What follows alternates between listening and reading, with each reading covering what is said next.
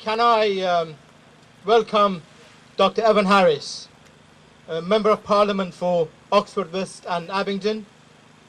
He was instrumental in abolishing blasphemy law in Britain last year. He does deserve a standing ovation. And he secured the prize of Secularist of the Year the previous year. Dr. Evans, please.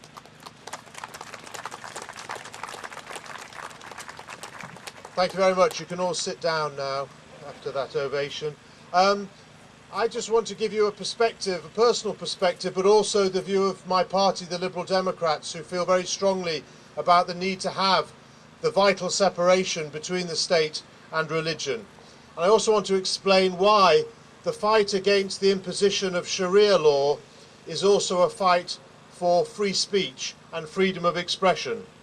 In the Archbishop of Canterbury's lecture, if you waded through it, and congratulations to anyone who did, there was a second part to it, other than the part about Sharia.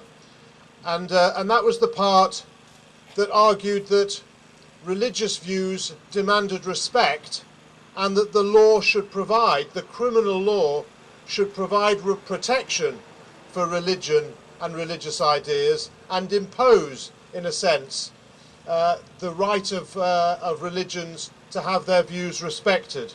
And that is the biggest threat that we face in freedom of expression today, the idea that one idea or a set of ideas, as it happens in my view based on myth, deserve greater protection than any other set of ideas, and indeed people should be criminalised for attacking them.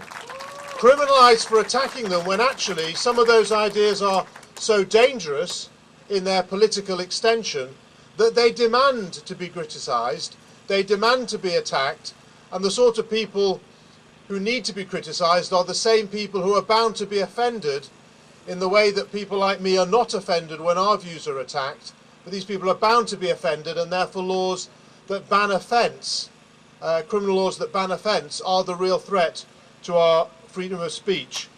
And just this month we've had an example in this country where the government opposed my colleague Anthony Lester's attempt to abolish the blasphemy law in Northern Ireland, which is still part of the UK and which is still subject to Westminster law. But the government refused to abolish the Northern Ireland blasphemy law, and we now see that the Republic of Ireland blasphemy law is being used as a model, as Roy Brown said, for the idea of having a defamation of religion ban imposed upon the world through the UN.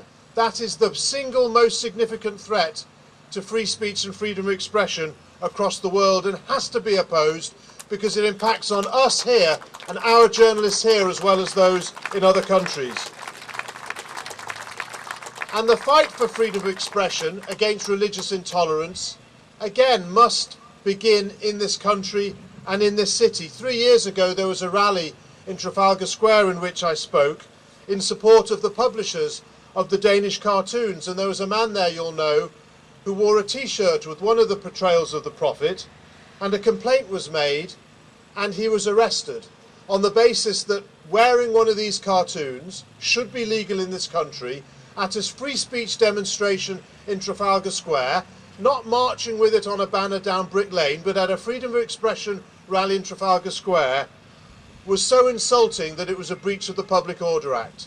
And that's an outrageous law to have, which gives protection to those people who feel they have a right not to be offended.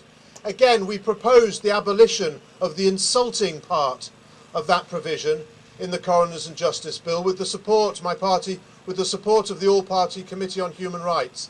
And again, the government rejected it at that time. But they are consulting on it, and that's a campaign I urge you to join. Now, Sharia law is a fact of life. It is part of a religion. And there is scope in our law, in this country, in our secular law, for people to have their own arbitration if they wish. But I think there's 2 points that politicians should make that are critical, and we don't hear it from politicians in this country. Firstly, that our secular courts must look behind any alleged agreement that's come from a religious court where the rights of women and children are involved.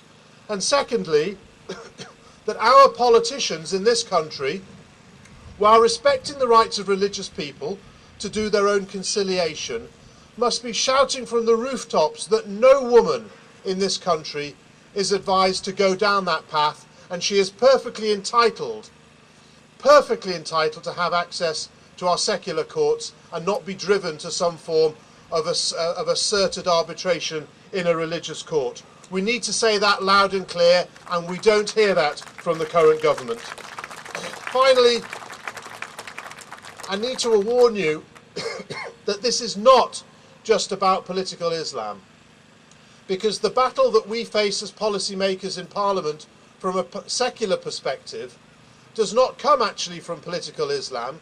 It comes from its allies in political Christianity and the political faith-based movement.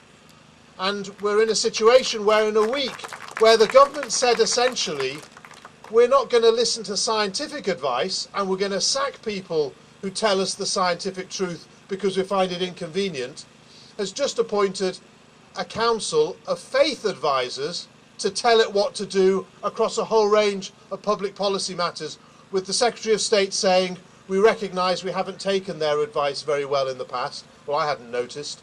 So we're going to try and do better in the future. And in the run-up to the election, there will be this kneeling down at the altar of the supposed faith-based vote.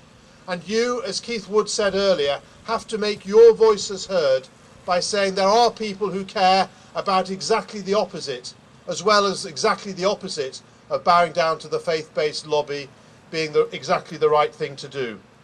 The Equality Bill is coming back next month, and there are provisions in that bill to allow religious organisations providing vital public services to a captive population to discriminate on the basis of religion, and to discriminate against employees delivering public services on the basis of religion. And there's a provision requiring local authorities to consider the particular, whether they're justified or not, alleged religious needs of religious communities when delivering public services. And that's where too much respect for Sharia law may come in, and that is where there'll be a chilling of free speech in public authorities who don't want to offend the religious. That's why, for all those reasons, the reasons that why my party are opposing all those measures, that I'm proud to be a member of the most secular party of the mainstream parties. And I want to leave you with my thought for the day, because this is the one place where I can. That it is secular liberal democracies that guarantee both religious freedom and human rights in a way that religious states cannot and do not. Thank you very much.